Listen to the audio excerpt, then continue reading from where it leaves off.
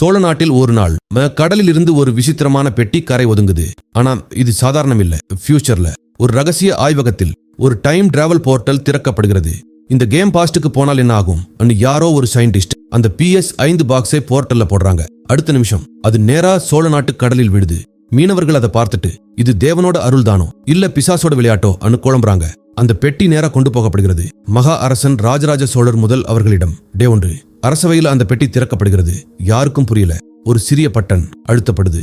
அந்த நிமிஷம் நீல நிற ஒளி முழு அரண்மனையையும் மூடிடும். இது மந்திரம் அன்னு எல்லாரும் அதிர்ச்சி. டே 2 அந்த பெட்டியில ஒரு உலகமே இருக்குது. போர், படைகள், குதிரைகள் எல்லாமே நடக்குது. ஆனா அது நிஜமில்லை, ஒரு கேம். ராஜராஜ சோழன் அதை விளையாட ஆரம்பிக்கிறார். டே 5 கேம்ல பார்த்த ஸ்ட்ராட்டஜியை நிஜ போர்ல பயன்படுத்த ஆரம்பிக்கிறார். எதிரி நாடுகள் ஒன்று வீழ்கிறது. சோழ சாம்ராஜ்யம் வேகமா வளருது. இது தேவனோட வரம் என்று மக்கள் நம்புறாங்க. டே 10 ஒரு இரவு. யாரும் தொடாத. அந்த PS5 தானாகவே ஒளிர ஆரம்பிக்குது. கேம் தானாக ஆரம்பிக்குது. ஆனா இப்போ அதில் இருக்கும் போர்க்களம் வேற மாதிரி காட்சி காட்டுது.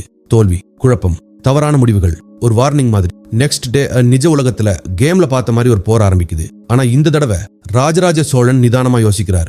ஃபியூச்சர்ல இருந்து வந்தது, அதாவது இது நம்ம ஃபியூச்சரை காப்பாத்த வந்தது என்று புரிஞ்சுக்கிறார். அவர் கேம்ல பார்த்த தவறுகளை நிஜத்துல செய்யாமல் தவிர்க்கிறார். படைகள் சரியான நேரத்தில் நகர்கிறது. யாருக்கும் தேவையில்லாத உயிரிழப்பு இல்லை. எதிரிகளையும் கூட அவர் புத்திசாலித்தனமா சமாதானப்படுத்துகிறார். ஃபைனல் அந்த PS5 இப்போ ஒரு ஆயுதம் இல்ல, ஃபியூச்சர்ல இருந்து வந்த அறிவு கருவி.